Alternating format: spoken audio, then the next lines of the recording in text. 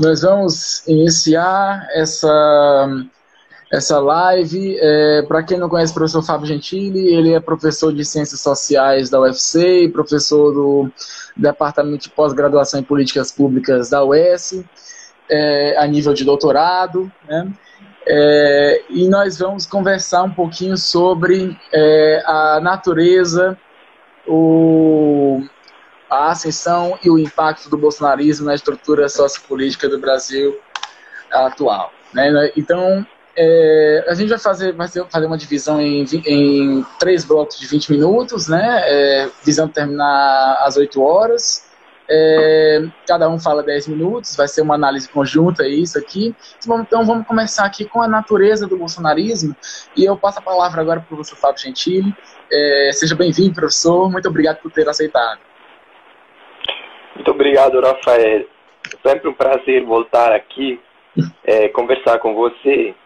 Inclusive, como a gente combinou, não vai ser uma entrevista, mas vai ser uma conversa entre nós. Isso. Vai ser uma conversa entre 2 cientistas sociais. Um pouco mais velho, é um jovem cientista muito brilhante, que agora está se formando, está muito curioso de conhecer, de ler, de aprender, está muito empolgado com as ciências sociais.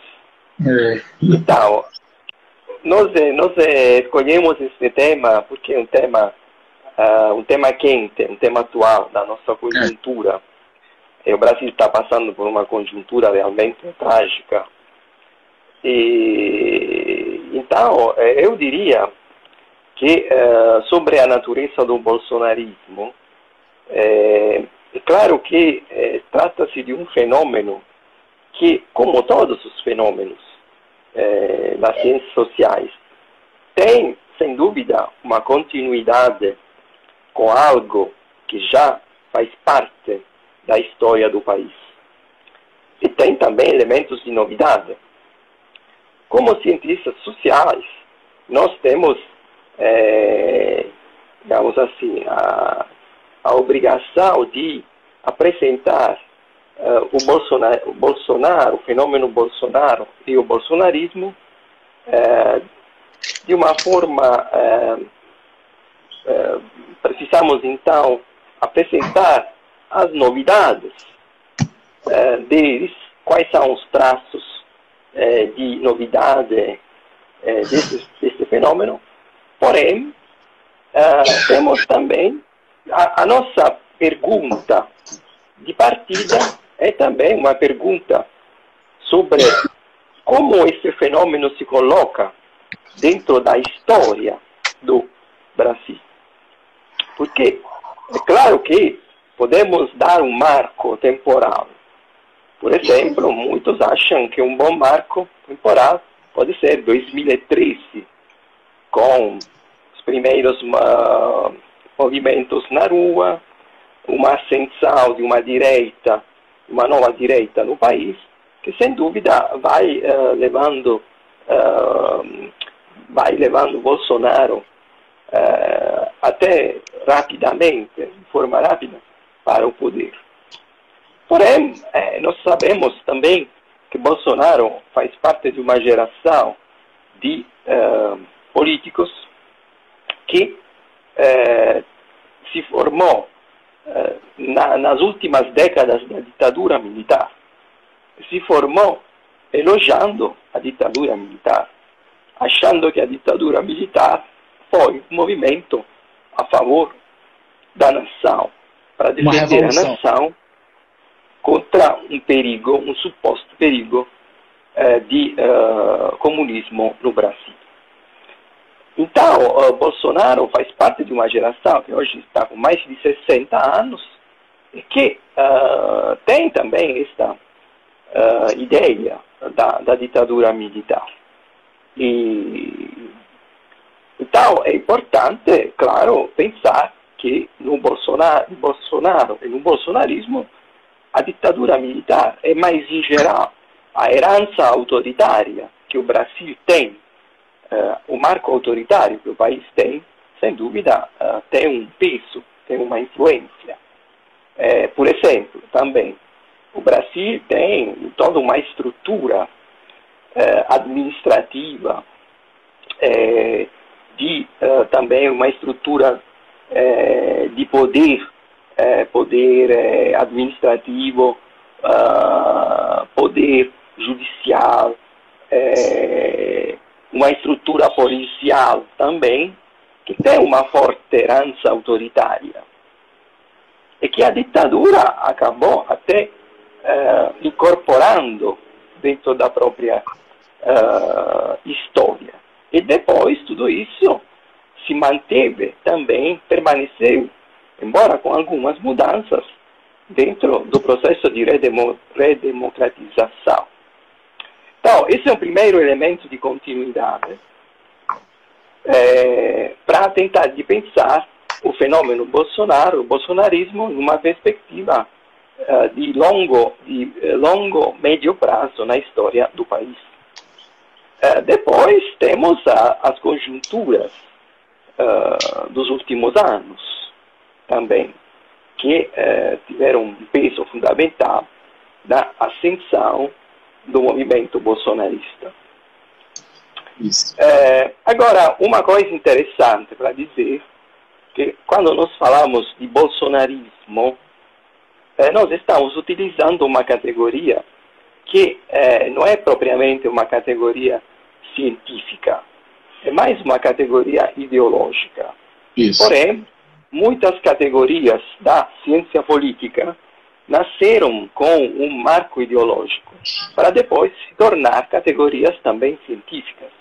Porque há uma exigência de explicar algo que se apresenta como novo, e então criar um conceito que possa dar conta desta novidade.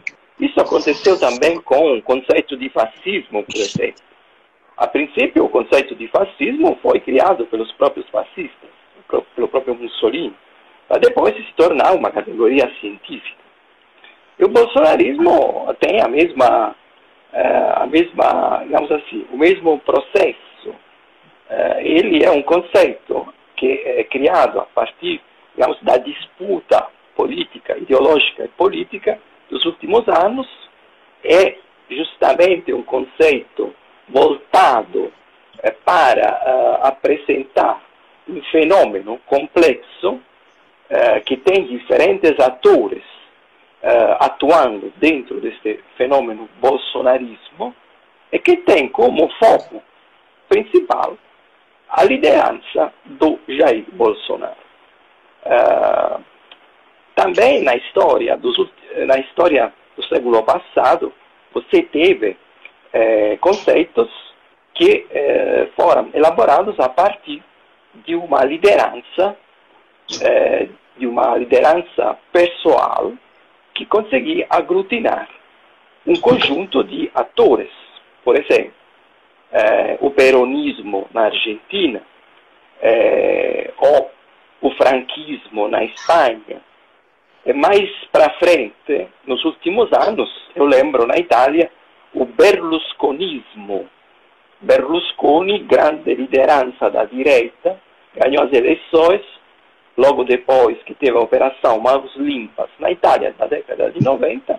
Então, o movimento que tem ele como referência fundamental foi chamado pela imprensa, pela mídia e depois também pela própria ciência política, berlusconismo, com uma categoria que possa dar conta deste fenômeno. Isso. Uma coisa interessante para dizer também que a gente pode pensar, pelo menos eu acho que quando nós estamos pensando num fenômeno tão complexo, precisamos pensar também na raiz desse fenômeno. Então, eu sempre me pergunto se o bolsonarismo dá conta não apenas de um movimento bem pontuado na história do país, o que está acontecendo hoje, mas também em algo que estava já acontecendo antes do bolsonarismo se expandir, se espalhar no Brasil.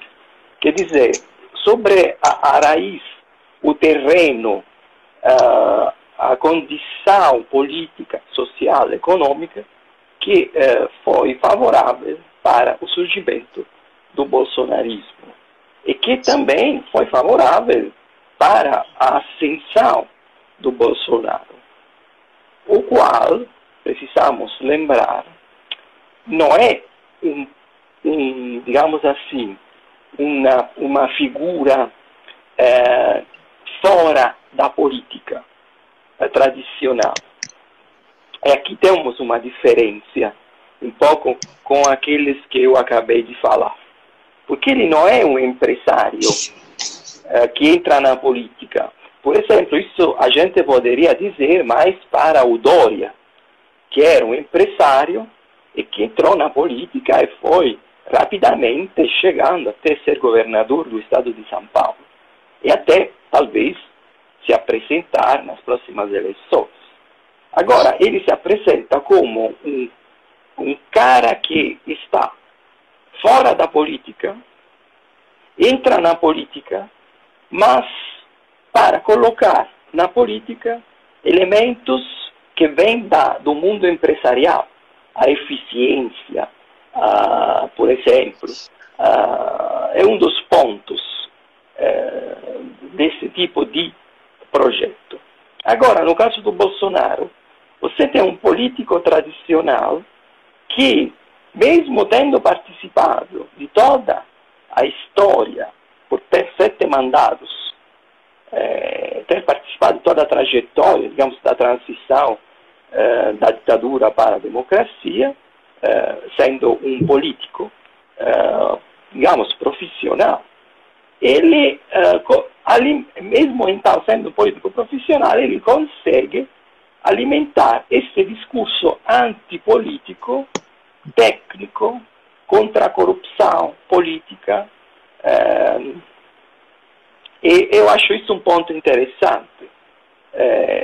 Talvez que reflete uma situação realmente de crise dos partidos tradicionais. Porque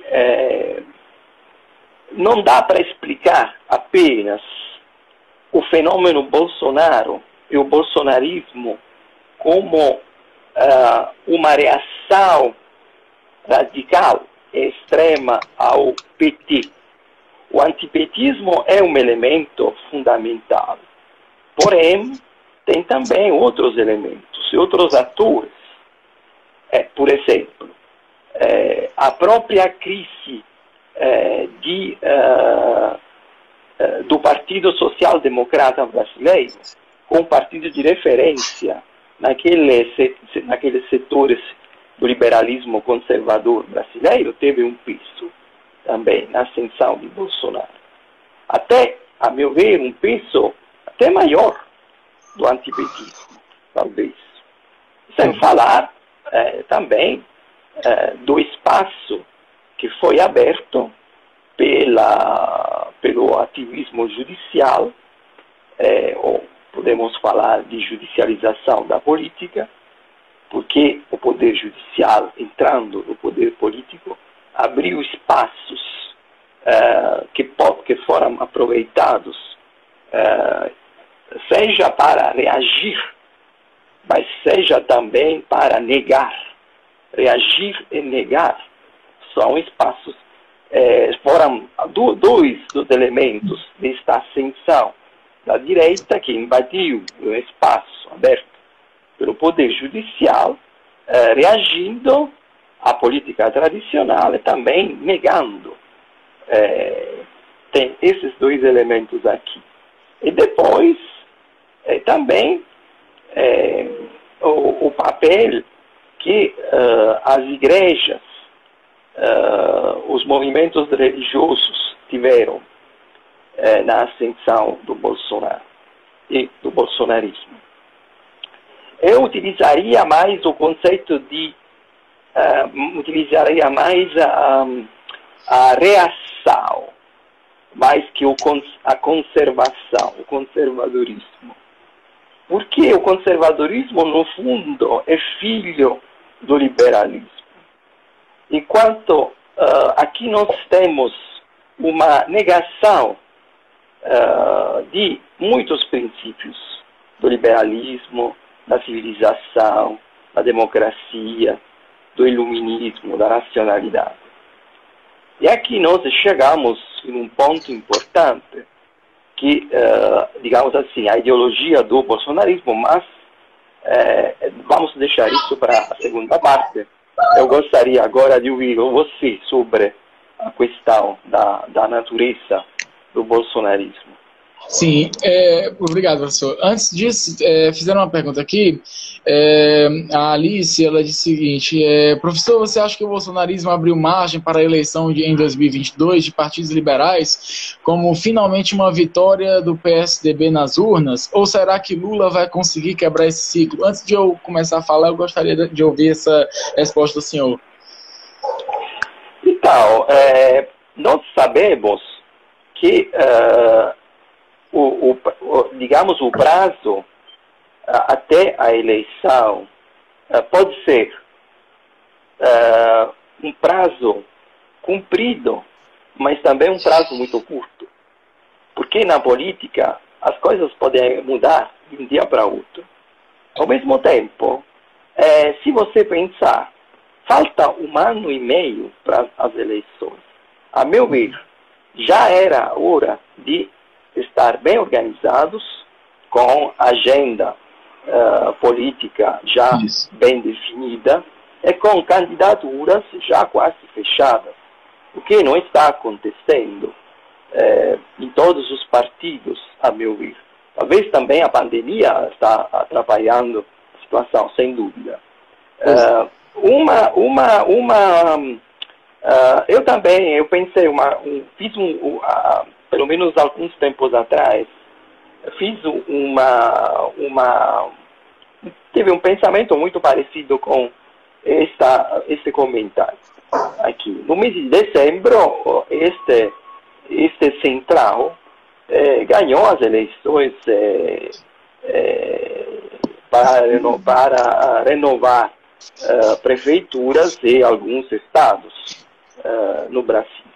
Se apresentou, então, como uma proposta de repensar o centro brasileiro, que sempre teve um papel importante na política brasileira. É só pensar a partir da década de 90 e até o primeiro governo Dilma, quer dizer, sempre teve um papel importante do central brasileiro, inclusive um central que está aglutinado em torno de um mundo empresarial liberal brasileiro, que tenha um foco, sobretudo, em São Paulo, estado de São Paulo.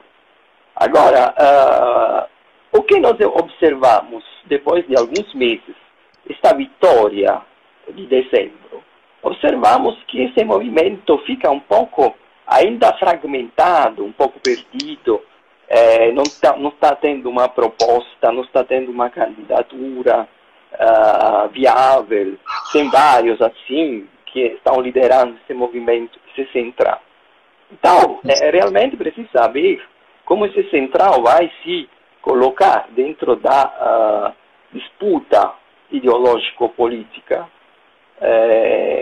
se ele realmente vai ter um papel de vai apresentar um candidato que possa realmente competir com o Bolsonaro e tentar de tirar do Bolsonaro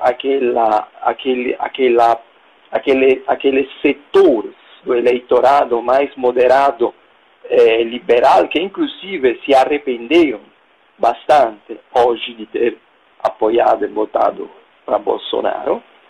E, ao mesmo tempo, precisa ver também que tipo de negociação vai acontecer com o PT, se o próprio Lula ele vai se apresentar nas eleições, se isso é estrategicamente interessante. Porque é verdade que o resultado de ontem do Supremo Tribunal Eleitoral votando a favor da, como se fala, a solução do Lula foi um resultado importante. Porém, precisa entender se depois isso pode ser viável em termos de uma estratégia político-eleitoral. Porque nós sabemos que, de qualquer forma, o PT está associado ainda na visão de muitos eleitores brasileiros, está associado a uma época que nos últimos 10 anos foi também de crise, associada à ideia de corrupção, de crise econômica, crise política, corrupção. Então, precisa entender realmente se essa candidatura do Lula poderia ser uma candidatura estratégica, viável. Enfim, tem muitas coisas para pensar e ver. A meu ver, eu não vejo muita chance do Bolsonaro conseguir se reeleger, antecipar isso. A meu ver, não vejo muita chance dele conseguir. A chance hoje é muito baixa. Isso. Mesmo ele tendo ainda um índice de popularidade dentro de o seu eleitorado, pelo menos o eleitorado mais fiel a ele, que cria com ele um laço de fidelidade, eu não vejo ele com muita chance de se reeleger nas eleições de 2022. Isso. Eu vou começar aqui. Eu vou falar um pouquinho sobre a natureza.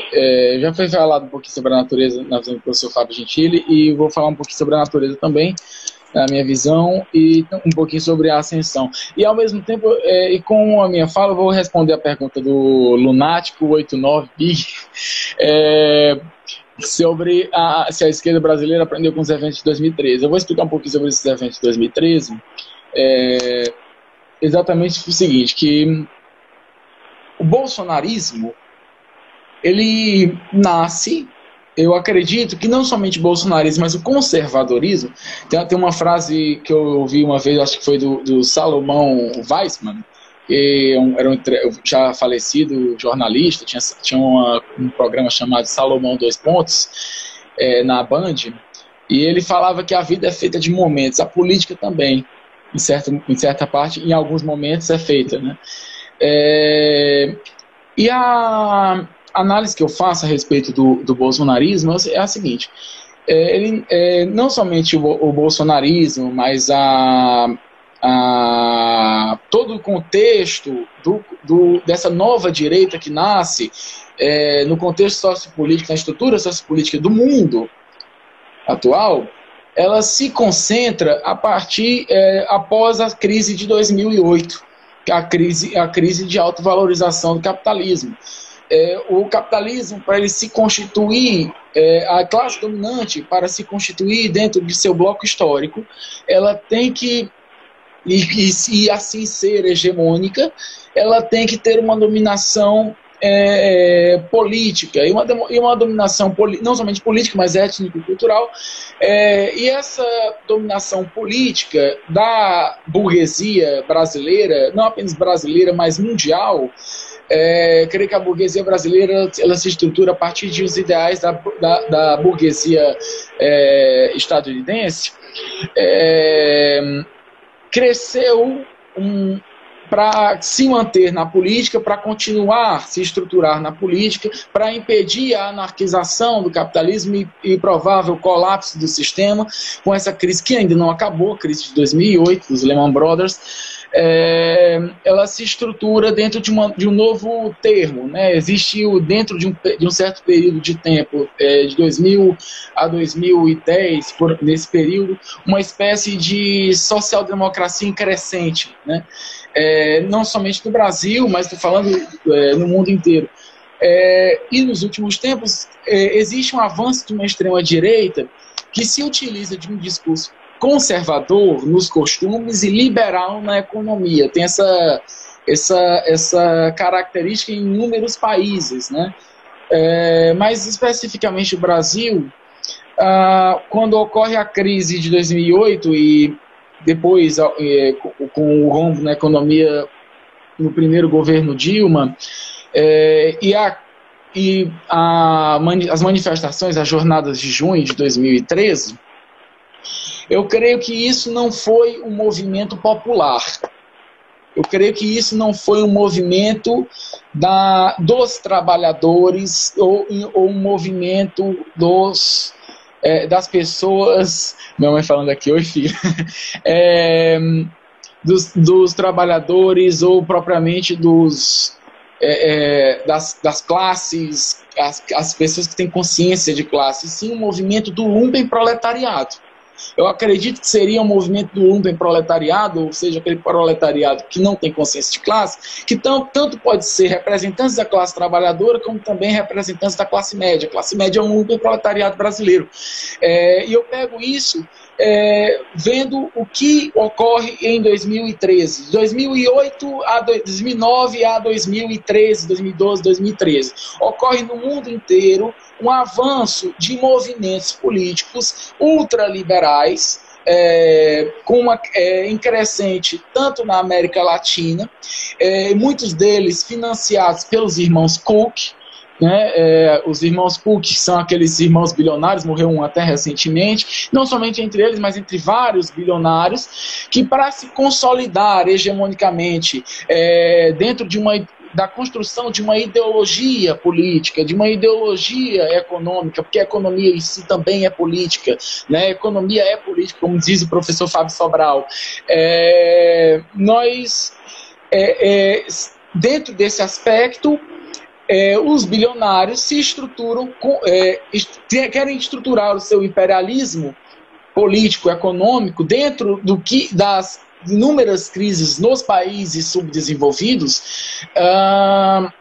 Ocorre uma organização, ainda que pequena de início, mas depois vai crescer e está crescendo cada vez mais, de movimentos neoliberais, não propriamente movimentos de extrema-direita. A extrema-direita cresce, e cresce muito, mas não apenas movimentos dessa extrema-direita, mas movimentos que são liberais, que se estruturam dentro de uma ideologia mais neoliberal, e que contribuem para o avanço da extrema-direita.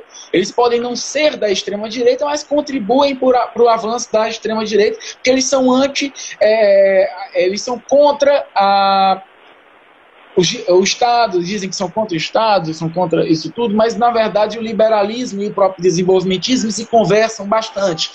Existe em si uma conversação entre liberalismo e desenvolvimentismo. Eles não são inimigos, como muitas pessoas querem dizer, né? E o bolsonarismo, ele nasce a partir dessa crise política, essa crise ideológica.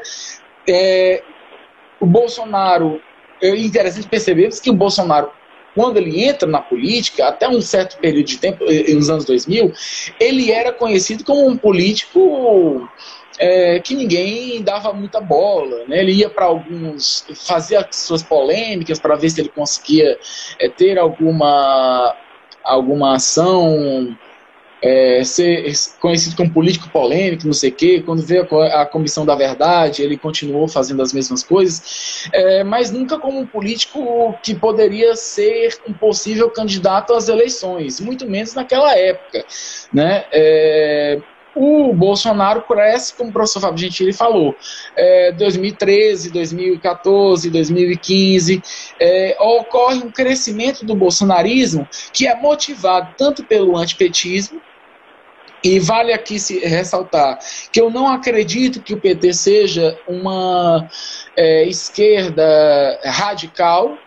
Não acredito, eu acredito que o PT ele seja muito mais provável ele ser de uma esquerda liberal, né? E isso está até mesmo no programa político do PT, uma esquerda ultraliberal, né? E que instituiu o neoliberalismo, alimentou a ideia de um fundo público que ajudaria a população, que ajudaria o povo, e criou mas também beneficiou os banqueiros. Que isso, na verdade, é uma tática velha, uma tática antiga do desenvolvimentismo.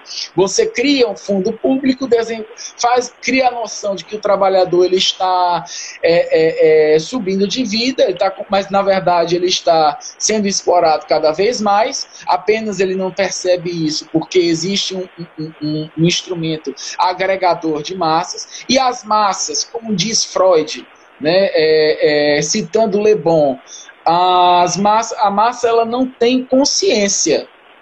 A massa ela é um atributo, inclusive eu até vou falar um pouquinho, a massa é extraordinariamente influenciável e crédula, é desprovida de crítica. Para ela o improvável não existe. Quando você está numa massa, você não tem uma consciência própria, você tem a consciência da massa, e a consciência da massa é motivada principalmente pelo inconsciente. Ou seja, as massas se estruturam a partir desse aspecto. E o bolsonarismo não foi diferente. No entanto, o bolsonarismo, eu não caracterizo o bolsonarismo como sendo um movimento. Ele é um movimento que não tem nem projeto político direito. O projeto político do bolsonarismo basicamente foi criticar o PT, criar uma noção de que ele é o herói, né? E se aproveitou muito da Lava Jato. A Lava Jato beneficiou bastante o crescimento do bolsonarismo, porque quando eu penso na Lava Jato, eu penso no crescimento do Moro. O Moro, eu gosto muito de parafrasear, professor, o Marx, né, que em 18 de Brumário de Luiz Bonaparte, né, que a história ocorre duas vezes, a primeira como tragédia e a segunda como farsa. O Moro, ele é a farsa de um juiz, ele é a farsa do judiciário, assim como o Bolsonaro é a farsa de uma tragédia política, de uma tragédia desenvolvimentista lá de 64 a 85.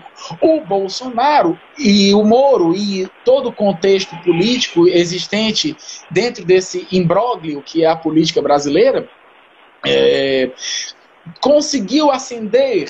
Eu começo falando da ascensão do bolsonarismo a partir, eu não creio que a partir do golpe, eu creio que o golpe foi o estopim, golpe de 2016, mas o crescimento foi a partir de 2015, quando inicia-se uma perseguição constante ao PT, não uma perseguição ao PSDB, ainda acreditava-se que o PSDB poderia voltar ao poder, né? Mas em si um crescimento dos grupos, essa constante, e que se estruturaram nas jornadas de junho. Por isso que eu não digo que a jornada de junho é um movimento dos trabalhadores, e sim um movimento liberal, um movimento que propicia, que luta por uma ideia completamente manjada, que é combate à corrupção, sob uma estratégia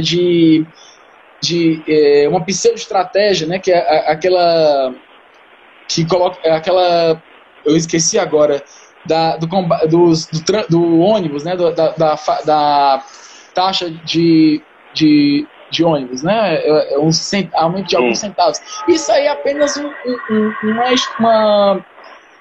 uma espécie de subterfúgio para um movimento maior, um movimento neoliberal, um movimento conservador nos costumes e liberal na economia.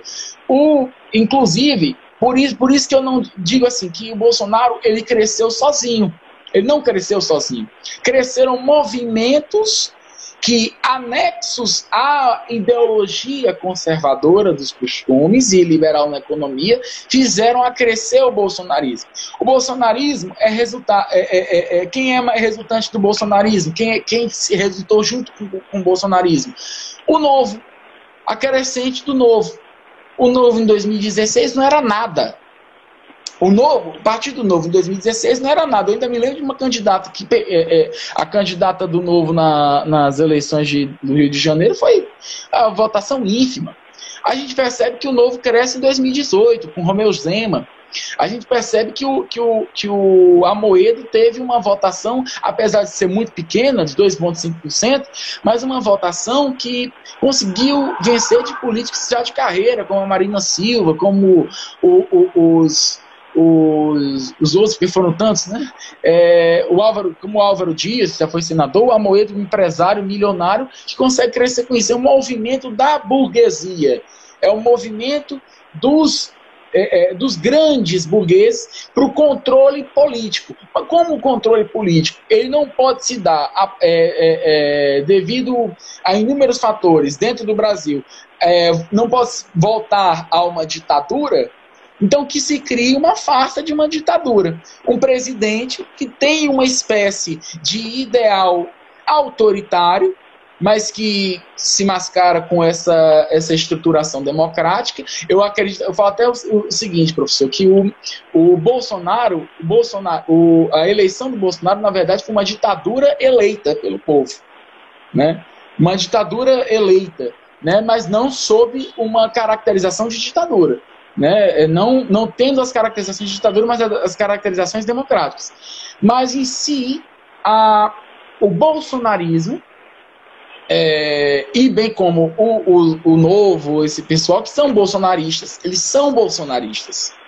Eles querem sair da onda do bolsonarismo apenas para conseguir criar, continuar dizer que o Bolsonaro não era liberal e não sei o quê, mas não, o bolsonarismo foi propiciado por políticos como do Novo, de partidos como o Novo, que eram nanicos, como o PSL, e que em 2018 cresceram bastante,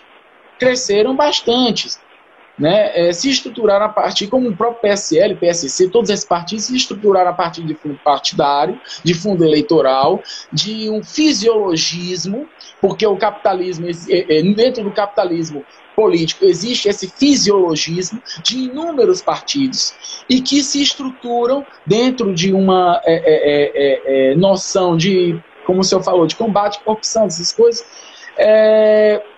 para voltar a uma hegemonia, né, que foi defasada foi quase defasada com a social-democracia em 2008.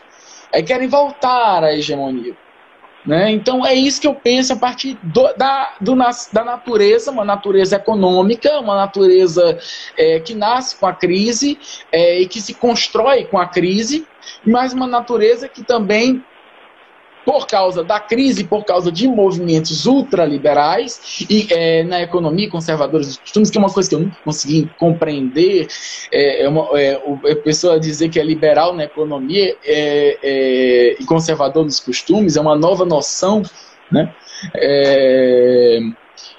Até mesmo um liberal de fachada, né? Porque o liberalismo em si é completo. Não dá para ser liberal na economia e conservador dos costumes. Liberal é liberal na economia e liberal nos costumes. E cresce. Mas, assim, sobre a pergunta que fizeram antes, como eu já respondi, não é. Eu acho que a esquerda. Qual é a esquerda, né, que a gente também tem que se referir? Porque hoje a esquerda hegemônica é a esquerda liberal. A esquerda hegemônica é a esquerda liberal. As noções, se o Lula entrar, o que eu digo, se o Lula entrar para ser presidente, isso ainda é muito cedo ainda para explicar, mas eu acho que já deveria ter estruturado uma candidatura para pelo menos dar uma noção. Eu não acredito que vai ser um movimento de emancipação do trabalhador às correntes da exploração, mas um movimento que vai ser, que vai criar, vai voltar aquela noção da Constituição do Trabalhador como massa para a estruturação de um novo tipo de exploração, voltar a essa exploração social-democrata, que, na verdade, não tem muito de diferente com a exploração neoliberal em si. Só tem diferente realmente a noção que o trabalhador cria, porque o trabalhador está na massa. Né, a massa a massa política, a massa ideológica que existe dentro do contexto. O lulismo, não assim como o bolsonarismo, mas assim como o próprio o kirchnerismo, né, e outros que vieram de uma noção anterior, né, trabalhista. Eles se estruturam dentro da mesma ideia de massa, a mesma ideia de massa, só que uma massa mais trabalhista, né? Não uma massa ultraconservadora, né? Então é isso. Então essa é a ascensão do bolsonarismo. A ascensão do bolsonarismo é a ascensão da exploração burguesa, do controle burguês, do controle hegemônico. Porque, na verdade, o que eu postei, inclusive, aqui no Anápolis, o Bolsonaro não governa nada. Quem governa são os empresários. A culpa maior, o genocida real, claro, é o presidente, é a ordem máxima do Brasil. É o cargo máximo, né, de um dos poderes brasileiros. Mas quem governa, na verdade, não é o Bolsonaro, é o mercado. Porque a nossa democracia, a nossa noção de democracia é uma noção muito errônea. A democracia que nós vivemos é uma ditadura da burguesia, uma democracia burguesa, no qual quem, na verdade, dita, e a gente acredita que temos noção de liberdade política, na verdade, quem dita a política é o mercado, quem dita a política é o Centrão. O Centrão é a instituição política da burguesia, a instituição política do mercado. Então, o genocida, claro, Bolsonaro genocida quase seu discurso, mas o genocida verdadeiro é o Centrão, é o mercado. Né? Agora teve a questão na segunda-feira, né, professor, do camarote da vacina, né, dos empresários querendo comprar a vacina e a Câmara passando e agora indo para o Senado. Não sabemos como é que vai ocorrer, nem sei mais como é que ocorreu devido ao retorno do semestre. Então é isso. Então, acho que eu passo agora a palavra para o professor Fábio Gentili, a gente pode falar um pouquinho da ascensão e do impacto. Então, acho que nós dois colocamos muitos elementos para refletir e para entrar na questão agora da ascensão do movimento. Tem coisas que você falou que são de grande interesse. Você fez uma explicação bastante assim estrutural da ascensão do bolsonarismo, colocou ele dentro de um novo ciclo do capitalismo que pegou um rumo neoliberal nos últimos anos, a partir já da década de 90. Agora, é interessante tentar de ampliar um pouco esta leitura, tentando de entender também os elementos ideológicos que têm um peso importante na ascensão do Bolsonaro e do bolsonarismo. Você mesmo falou da questão da massa, do irracionalismo, da fieldade, da fé no chefe. Acho que esses são elementos bem interessantes para entender porque o bolsonarismo ele é um movimento que ainda, mesmo numa condição de desgoverno do país, é um movimento ainda forte. Tem muitos segmentos da sociedade brasileira que se encontram dentro do movimento bolsonarista. Alguns elementos que podemos aqui colocar são, sem dúvida, o irracionalismo, a recusa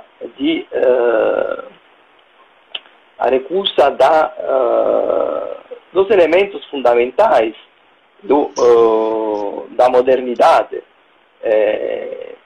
Aqui, por exemplo, realmente, para mim fica difícil, como você falou, tentar de entender que tipo de... como é possível combinar liberalismo e conservadorismo, liberalismo econômico e conservadorismo no costume, na cultura. Para mim é muito difícil também fazer isso, porque conservadorismo, de uma certa forma, como acabei de falar, foi filho do liberalismo. Utiliza as mesmas ferramentas da racionalidade, da razão, e critica, de uma certa forma, questiona o universalismo de alguns valores fundamentais do liberalismo, mas não coloca em xeque o liberalismo. Sempre eu costumo fazer um exemplo. Grande conservador, um dos pais do conservadorismo, Burke, ele falava que a revolução o problema não era a revolução em si, o problema era a revolução na França. Então ele não era contra a ideia de revolução, era contra a ideia, contra um processo revolucionário num país que, na opinião dele, não havia as condições para implementar um processo revolucionário. No fundo, um pouco o argumento que utilizaram também os conservadores, os grandes intelectuais conservadores brasileiros, quando falavam que o liberalismo no Brasil era uma ideia fora do lugar, de uma certa forma, porque mal se adaptava com uma condição de desigualdade, de ignorância do povo brasileiro, totalmente desprovido de condição para incorporar um modelo liberal de tradição anglo-saxônica. Então, eles falavam que a gente deveria utilizar um outro modelo para depois criar as condições para o liberalismo. Então, eu também tenho dificuldade a entender, estou refletindo um pouco sobre isso, tenho dificuldade a entender como é possível esta combinação de liberalismo na economia e conservadorismo no costume.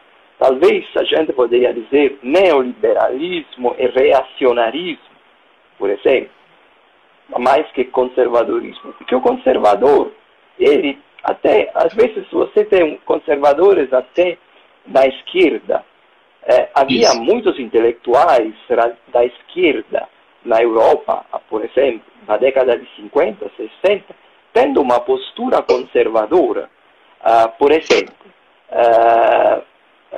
conservar o mundo rural, as tradições do mundo rural diante do processo de industrialização.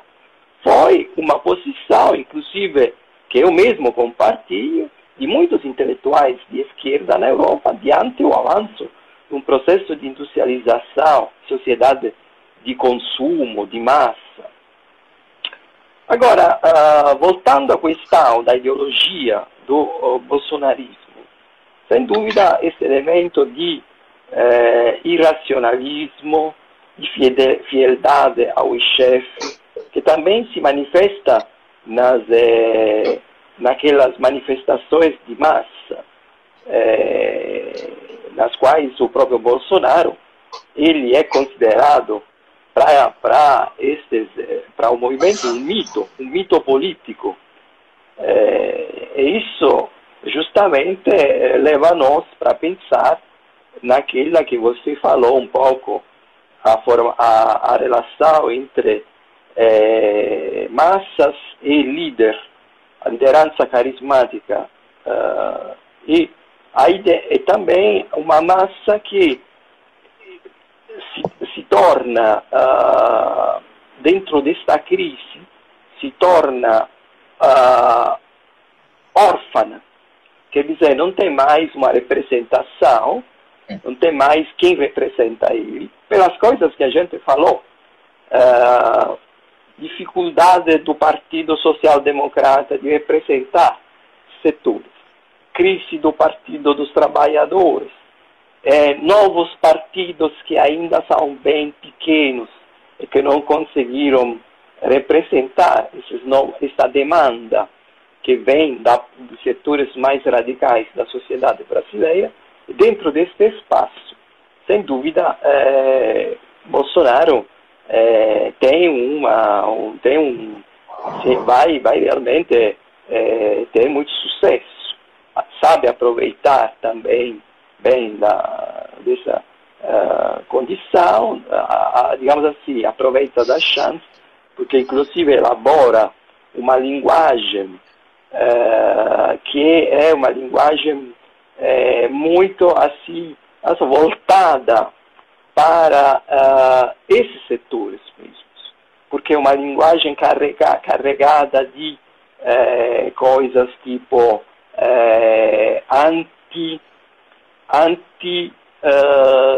antidireitos, por exemplo, contra os direitos de gênero, o avanço dos direitos de gênero, é racista, também elogia a ditadura. Então, realmente, ele consegue atender, consegue até,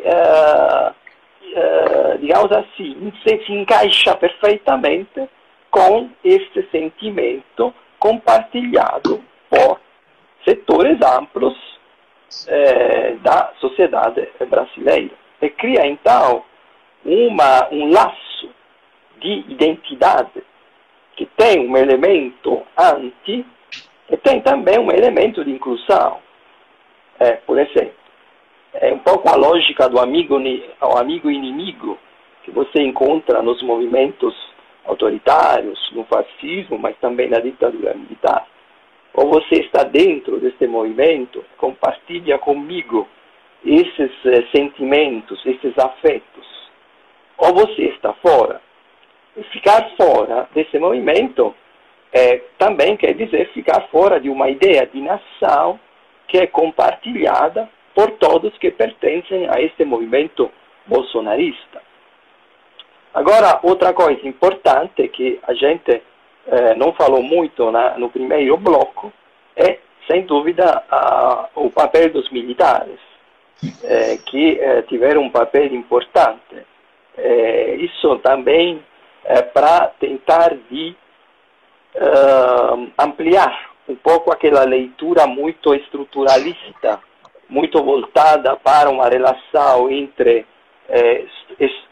estrutura econômica e sobreestrutura política, que é uma leitura bem tradicional, feita dentro do marxismo, que foi utilizada também para explicar o fascismo como um produto da burguesia naquela época de reorganização do capitalismo depois da Primeira Guerra Mundial. O problema dessa leitura é que ela, às vezes, não consegue focar muito os aspectos simbólicos, ideológicos, que são muito importantes também. E no caso brasileiro, além disso, tem o papel dos militares, que é importante, tem um peso importante, porque, como falei, não é apenas a questão de uma geração de políticos, Bolsonaro tem mais de 60 anos, que então, digamos assim, se coloca dentro desta leitura da ditadura, com um movimento a favor do Brasil, de salvação da nação brasileira. Não é só isso. É o próprio papel dos militares dentro da história brasileira que, digamos, justifica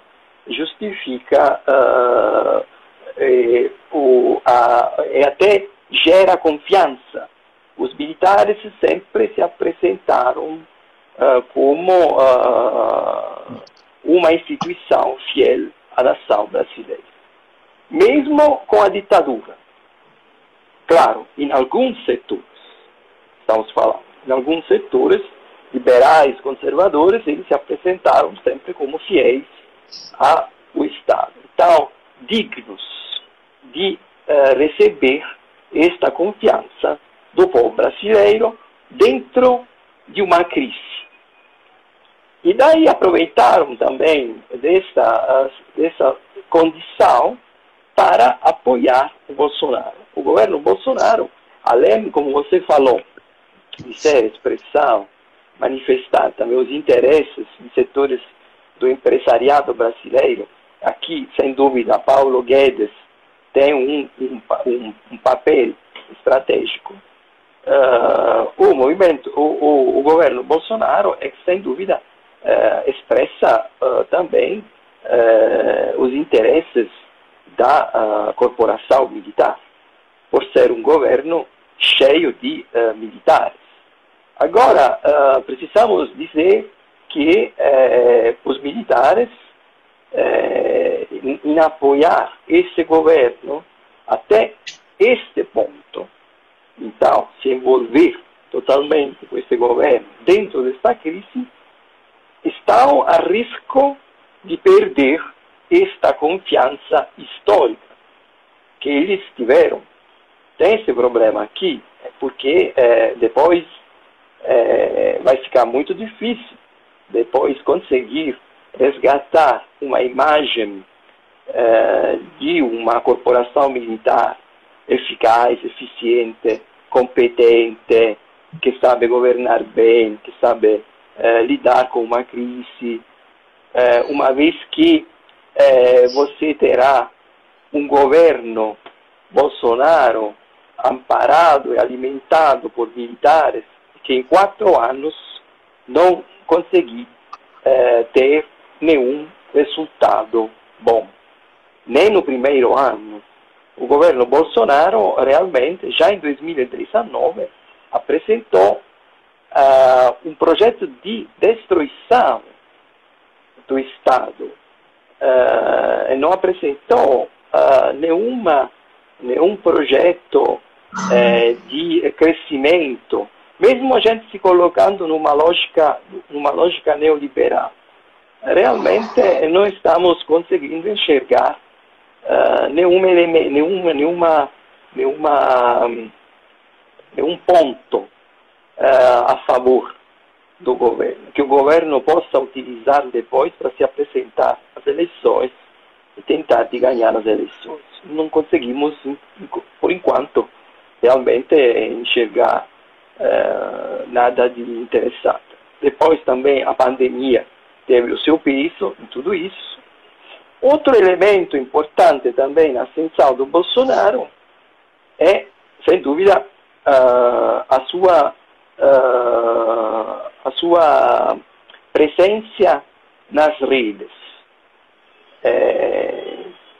Isso também é importante, porque as redes se tornaram uma ferramenta muito, muito favorável para você expandir a mentira como fundamento de um projeto de governo. Inclusive, as redes são um lugar muito favorável para criar aqueles laços de identidade coletiva que também não tem como essas identidades coletivas conseguem também se proteger. As entidades conseguem se proteger também daquela que é a evidência de dados objetivos, como, por exemplo, o movimento terraplanista, o movimento negacionista, mas é claro que ele se ampara de laços de identidade e nega a evidência de um dado objetivo científico, bem como a negação da pandemia, negacionismo da pandemia. Sem dúvida, as redes se tornaram um formidável espaço para espalhar tudo isso e também para criar esses laços de identidade simbólicos, afetivos, que conseguem se manter, mesmo diante do desastre desse governo. Isso. Pois é, professor. Eu acredito que as redes sociais com um contexto completo, né? Instagram, Facebook, YouTube, inclusive o próprio YouTube. O YouTube, ele nos últimos anos, ele tem sido um grande centro do bolsonarismo do neoliberalismo, do bolsonarismo. Nós temos representantes do MBL, nós temos representantes, os grandes canais de mais de 1 milhão de seguidores, de inscritos, de extrema-direita, que criam uma noção de extrema-direita. Se tem 1 milhão de inscritos, um canal 3 milhões de inscritos, 3 milhões de pessoas que compactuam com o ideal de extrema-direita, com esse neoliberalismo. Então, existe, ainda há, o que eu acredito bastante, que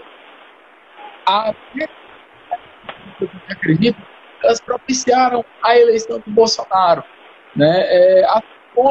E agora que a esquerda está se aproveitando das redes sociais para crescer, bastante redes sociais, do YouTube, do Instagram, ele não conseguiu se eleger, mas veja o número de votos dele no segundo turno, foi 43%, nunca uma pessoa do pessoal tinha conseguido 43%, assim, conhecido, uma pessoa conhecida, bem conhecida do pessoal, e que era novo, falando, porque, claro que nós temos o Edmilson Rodrigues já foi prefeito de Belém, então, para mim não conta.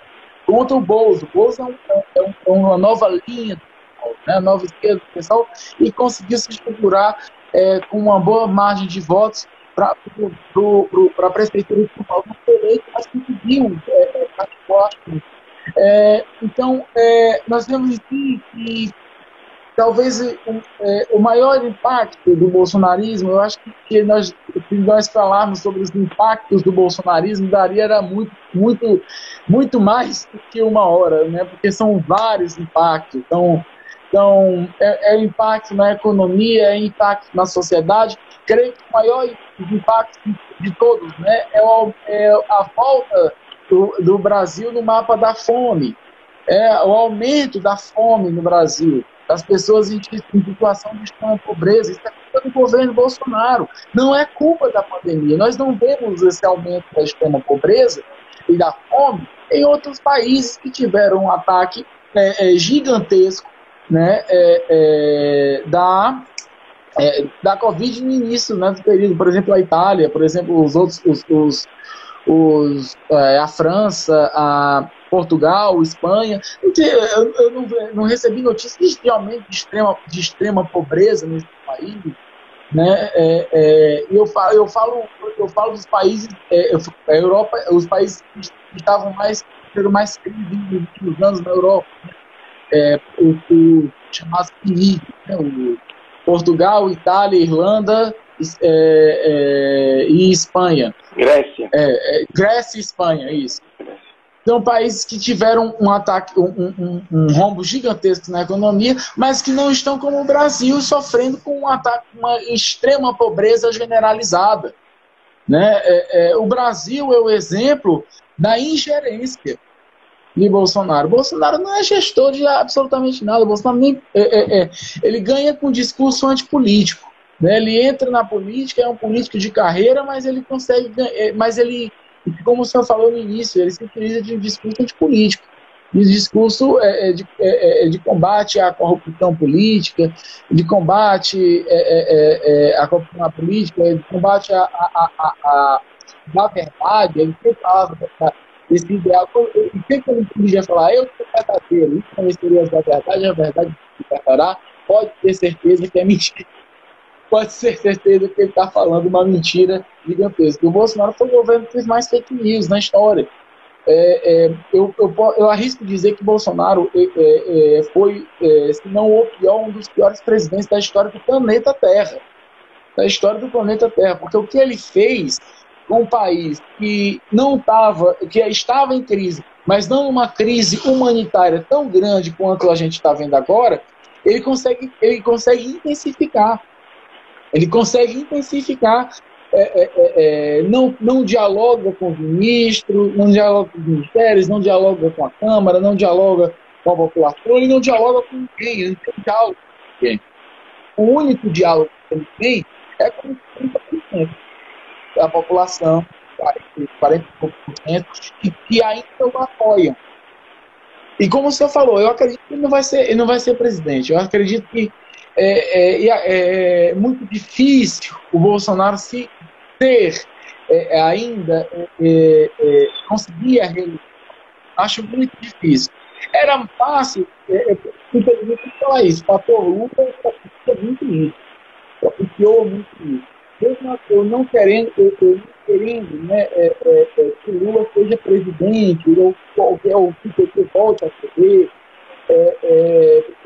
eu não confio na esquerda liberal nem na social-democracia, acredito que é um retorno a uma ideia completamente fora do radical, da esquerda radical, da esquerda que ataca pela raiz, da esquerda que ataca a própria esquerda liberal, que não fez minha culpa até hoje.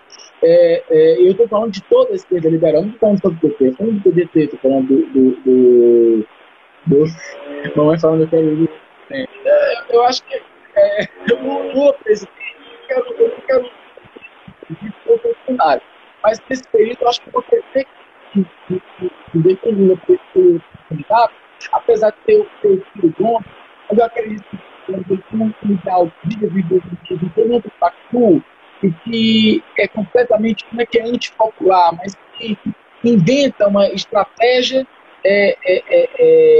de regime de capitalização, de desenvolvimentismo, que se ao mesmo tempo que quer ser comunista, quer se associar a ele em diversos contextos.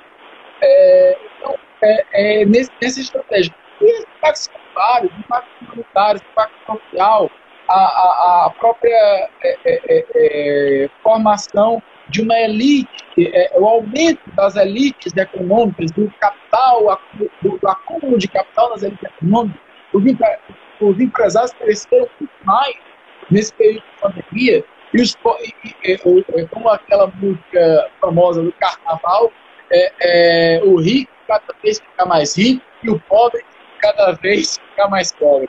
Porque basicamente é isso.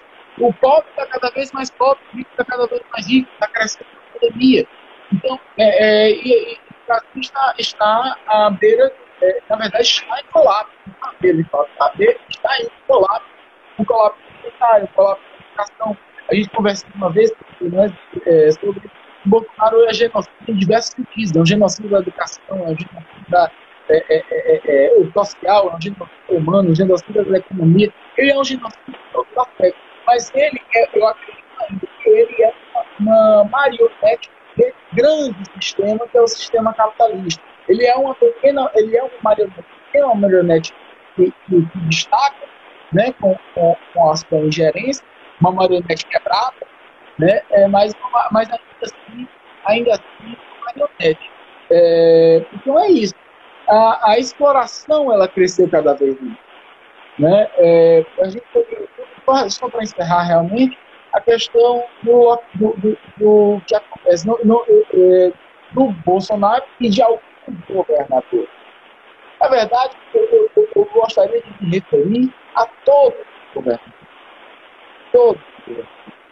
Porque o Costa está interessado em tirar as pessoas das casas. Né? Teve agora a questão da ocupação de TV, não sei se você acompanhou nas últimas semanas, do Ibanez retirando a população, sendo completamente antiético, genocida. Ele vai matar ou de fome ou vai matar de Covid. Não tem jeito. Pessoas com moradia no meio de um período de pandemia é uma coisa horrorosa. Então, dentro tem esse que eu chamo ele de produto brasiliense, né? Porque ele tem um ideal, uma estrutura fascista, uma estrutura neofascista, uma estrutura empresarial da capital, e nós estamos aqui no Nordeste, a questão da pandemia, o bolsonarismo, o Bolsonaro começa a perder o poder de investimento com essa pandemia. A cepa digital, que é a cepa da alastramentos, eu poderia usar para a cepa Bolsonaro, porque a culpa dessa cepa, a culpa de ocorrer esse alastramento da contaminação e o surgimento de novas variantes da Covid é por causa da ingerência do governo Bolsonaro. Em outros países não teve, na Inglaterra teve, né, mas não tão perigosa quanto a cepa nacional. E o Bolsonaro disse que não vou resolver no dia T, na hora H. Ou seja, a ingerência do Bolsonaro resulta nessa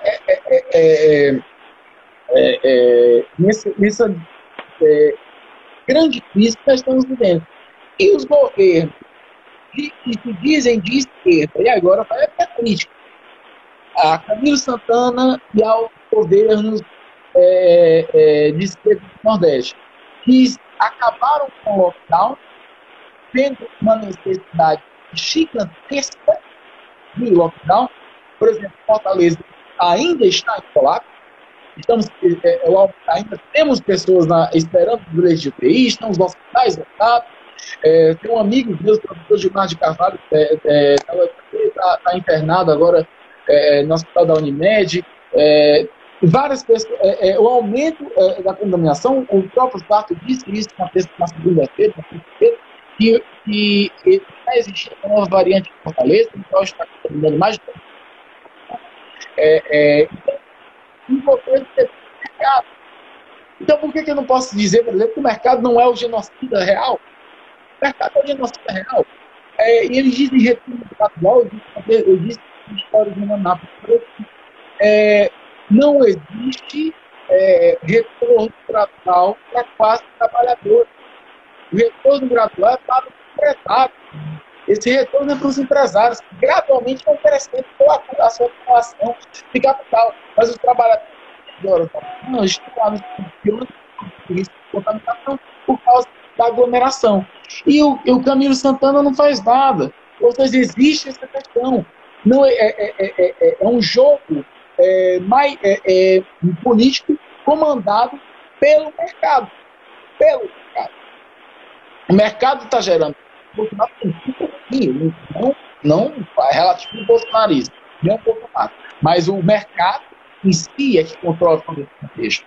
Então, eu encerro aqui falando, né, sobre essa questão, que os impactos são gigantescos, que são propiciados pelo Bolsonaro, mas principalmente pelo mercado. Assim como no 18 de Brumário do Bonaparte, a crise que foi naquela época foi propiciada pelo mercado. O Luiz Bonaparte atuou a serviço do mercado, era um vigarista, um trote que atuou a serviço do mercado, criou uma crise interna, um colapso generalizado, um colapso tanto sanitário como econômico, e gerou aproveitando-se em si uma crise externa, e gerou na ditadura do Luiz Bonaparte. Eu acredito que o Bolsonaro não vai conseguir estruturar uma ditadura, porque está muito difícil para ele. Mas que ele e o mercado estão atuando, o mercado deles estão atuando só para a distinção completa do Brasil, que é uma Brasil destruído cada vez mais, e na verdade, ao longo da capital, ou ao longo do processo de acumulação, concentração de capital, o Brasil destrói, o Brasil do mundo inteiro destrói cada vez mais. É isso que eu termino e encerro aqui. Gostaria de falar uma coisa. Então, Rafael, acho que a gente conseguiu fazer boas reflexões, realmente. Eu concordo com você, inclusive, apenas eu destacaria agora, ouvindo você falar, que nós estamos numa situação que acho que é ainda mais trágica do que a gente poderia pensar, utilizando as categorias marxistas, utilizando a leitura marxista do bonapartismo, do 18 Brumário. Por que falo isso? Porque você também falou do mercado.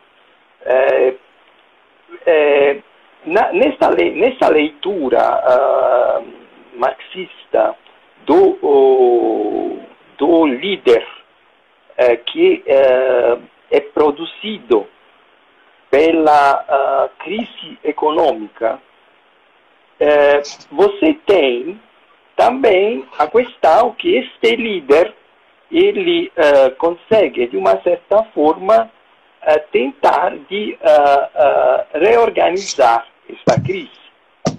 Gramsci utiliza o conceito de cesarismo. O cesarismo moderno seria o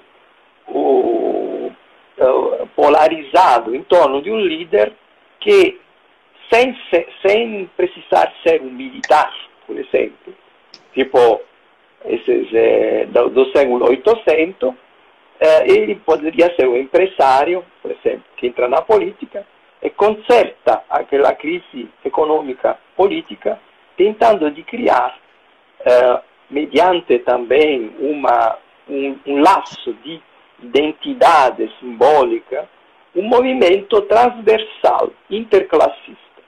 Por exemplo, Bolsonaro poderia ser isso, mas Bolsonaro sai dessa leitura. E aqui nós temos uma tragédia ainda mais, porque quando você fala de mercado que governa, eu acho que o mercado nem está governando. Aqui ninguém está governando. Nós estamos tendo um desgoverno.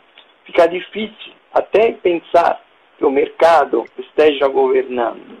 Porque se o mercado estivesse governando, talvez hoje o Brasil teria uma moeda um pouco mais valorizada, teria alguns índices de crescimento, pelo menos. Nós estamos realmente numa situação de desgoverno total. Desgoverno total, de destruição total do Estado. Eu não consigo enxergar nenhum indicador que possa realmente ajudar, possa a nós dar uma avaliação menos trágica do governo atual. Não consigo. Nesta perspectiva, não vejo Bolsonaro como um cesarista tradicional, nem vejo Bolsonaro como um cesarista mais contemporâneo, tipo um empresário que entra em política, consegue consertar uma situação de crise. Realmente, o que eu vejo é uma apropriação muito despótica do que é um presidente. Como ele pensa o presidencialismo. Ele pensa o presidencialismo falando: o presidente sou eu, estou acima de tudo, eu não vou fazer nenhuma negociação com as outras instituições, com os outros poderes, amparado apenas pelos militares. Eu sou presidente, que eu resolvo assinar ou não os decretos. Então, tudo depende de mim. Essa é como ele interpreta esse papel. E também, então, interpreta esse papel totalmente fora do que seria um presidente, quais as suas atribuições dentro da Constituição brasileira. Também esse problema que é muito trágico, realmente. Então, acho que conseguimos fazer boas reflexões, realmente, eu e você, nesse diálogo entre dois cientistas, duas gerações de cientistas dialogando sobre bolsonarismo e a conjuntura brasileira. Pois Eu é. fico muito feliz que você me convidou e vamos em frente, vamos mais para frente pensar novos temas para debater. Isso, com certeza, professor. O senhor está sempre convidado aqui para o Manápolis, né? A segunda vez o senhor aqui, né? É muito legal que cada vez mais a gente está conseguindo fazer essas lives são muito interessantes, né? O senhor, além de um grande professor, é um grande amigo, e cada vez mais a gente construindo essa parceria, né? Isso é muito legal. E eu vou disponibilizar, essa live vai ser disponibilizada tanto aqui no meu Instagram como no canal do YouTube. O professor, ele é youtuber. Explica um pouquinho disso aí, que ele é o youtuber, eu sou o Instagram. E aí, o canal dele, Teoria Política, se inscreva no canal dele, é um canal muito massa. Teve, inclusive, agora uma live sobre o bolsonarismo, com outro professor, né? Eu achei bem interessante, vou voltar a essa live. Então, professor, muito obrigado pela participação. Vamos combinar cada vez mais, né? Vamos. Figurinha carimbada do Manápolis. Muito obrigado, Rafael. Muito obrigado. Renovando a minha felicidade para ficar aqui e voltar. Grande abraço. Grande abraço, Tchau. professor. Grande abraço, Tchau. pessoal. Tchau.